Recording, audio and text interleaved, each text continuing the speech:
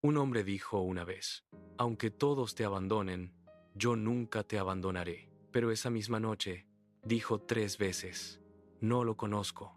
Y entonces cantó el gallo. Jesús se volvió, lo miró, y Pedro se derrumbó. Salió afuera y lloró amargamente. ¿Qué pasó en esa noche? ¿Fue Pedro un cobarde? ¿Fue un traidor? ¿O fue un hombre llevado al límite del miedo? Y hay una pregunta aún más profunda. Si Jesús ya sabía que Pedro iba a negarlo, ¿por qué no lo abandonó? Soy el Dr. Nova, historiador. Hoy llegamos al episodio 2 de Pedro, la noche de las 3 negaciones, la mirada que lo quebró y la gracia que no lo dejó caer para siempre. Hoy seguiremos la noche más oscura de Pedro y la razón por la que Jesús no dejó de amarlo. Es de noche en Jerusalén. Jesús acaba de ser arrestado en el huerto de Getsemaní. Los discípulos se dispersaron. El miedo cayó sobre todos. Pero uno de ellos no se fue del todo. Lo siguió de lejos. Pedro. Ese detalle es importante. Pedro no fue un hombre que simplemente desapareció. Tenía miedo, sí, pero siguió caminando detrás de Jesús. No se quedó junto a él. No tuvo el valor de quedarse cerca, pero tampoco logró irse del todo. Lo siguió de lejos. Y así llegó hasta el patio del sumo sacerdote. Ese ya era, de alguna manera, un paso valiente, porque ese lugar no era seguro. Jesús estaba siendo interrogado. Los líderes religiosos estaban allí. Los guardias estaban allí. Y quedar identificado como discípulo de Jesús podía costarle muy caro. Pedro estaba junto al fuego. La noche era fría. Y, mientras se calentaba, una sirvienta lo miró y dijo: «Este también estaba con él». Pedro respondió: «Mujer, no lo conozco». Primera negación.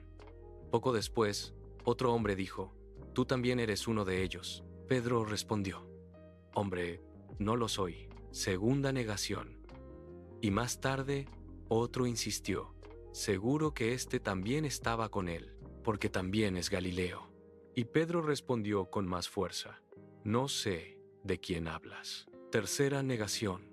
Y en ese mismo instante, cantó el gallo. Aquí llegamos al momento más importante. El Evangelio de Lucas dice: entonces vuelto el Señor, miró a Pedro. Jesús se volvió. Estaba en medio del dolor. Estaba siendo humillado. Estaba siendo interrogado. Y aún así, en medio de su propio sufrimiento, buscó a Pedro con la mirada. Sus ojos se encontraron. Jesús no dijo nada. No dijo: «Te lo advertí». No dijo: «Sabía que me ibas a fallar». No dijo: «Ya no te quiero cerca de mí». Solo lo miró, y esa mirada fue suficiente para quebrarlo. Pedro salió afuera y lloró amargamente. Como historiador, me detengo en este momento. ¿Qué había en esa mirada? ¿Enojo?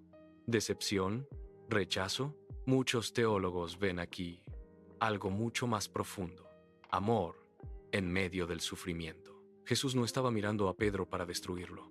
Lo estaba mirando para llamarlo de regreso. A veces, una persona no se rompe solo por la culpa. A veces se rompe cuando descubre que, después de su fracaso, todavía sigue siendo amada. Eso fue lo que derrumbó a Pedro.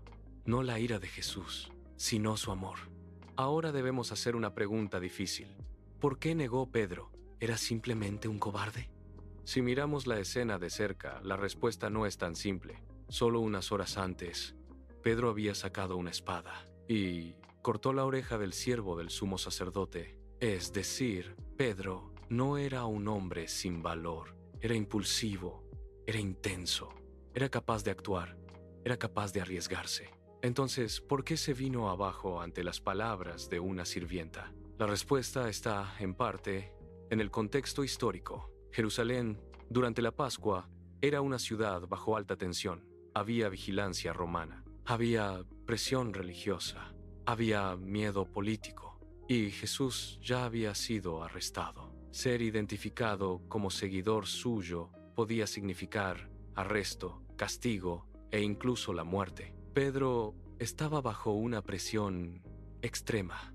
Desde una mirada psicológica, esto se parece a lo que ocurre cuando un ser humano llega al límite del miedo. El impulso de supervivencia puede desordenar incluso a la persona más decidida. Pedro no era un monstruo, no era un villano, era un hombre en su límite. Y quizá por eso se parece tanto a nosotros, porque nosotros también, cuando el miedo nos aprieta, podemos negar con nuestras decisiones lo que antes afirmábamos con nuestras palabras. No siempre negamos a Jesús con la boca.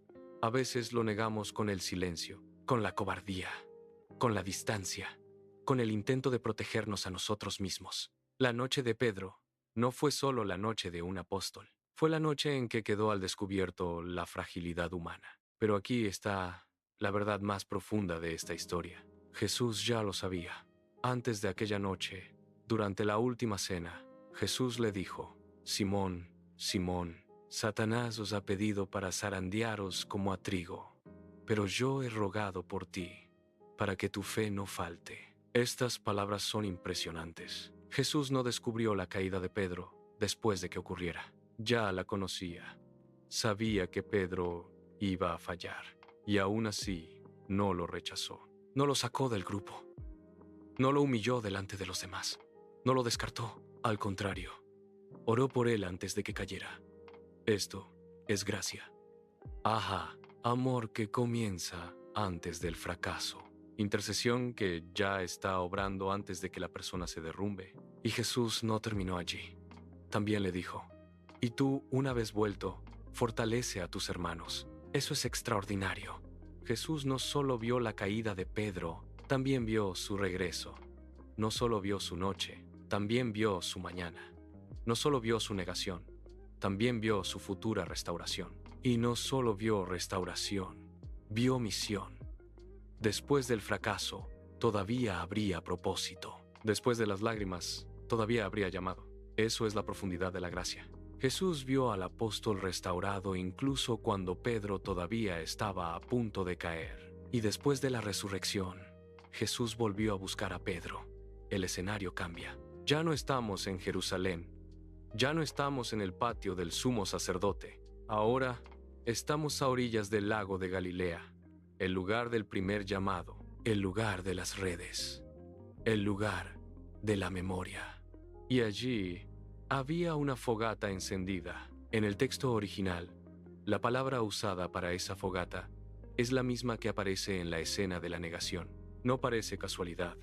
Jesús recreó de manera intencional el escenario del dolor. ¿Por qué? Porque la restauración verdadera no siempre evita la herida. A veces la atraviesa. A veces vuelve al lugar roto para llenarlo de un amor nuevo. Jesús le preguntó a Pedro: Simón, hijo de Jonás, ¿me amas? Pedro respondió: sí, Señor, tú sabes que te amo. Jesús preguntó otra vez, y una tercera vez. 3 preguntas, 3 respuestas, 3 actos de restauración. Pedro había negado 3 veces. Ahora, 3 veces se le permitía volver a decir amor. Y cada vez Jesús respondía: apacienta mis ovejas. Jesús no le dio solamente perdón, le devolvió misión. No le dijo: te perdono, pero ya no sirves. Le dijo, en otras palabras, todavía te quiero, todavía cuento contigo, todavía te confío mis ovejas. Eso es el Evangelio. Jesús no define a una persona por su peor noche. La restaura, la levanta y vuelve a llamarla. Pedro negó 3 veces y fue restaurado 3 veces. Se quebró, lloró, cayó, pero no fue abandonado. Jesús conocía su debilidad, conocía su miedo, conocía su futura caída, y aún así oró por él. Aún así lo miró con amor. Aún así fue a buscarlo otra vez.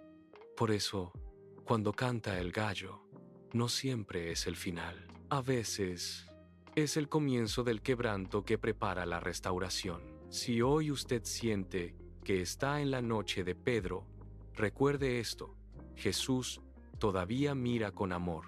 Jesús todavía intercede.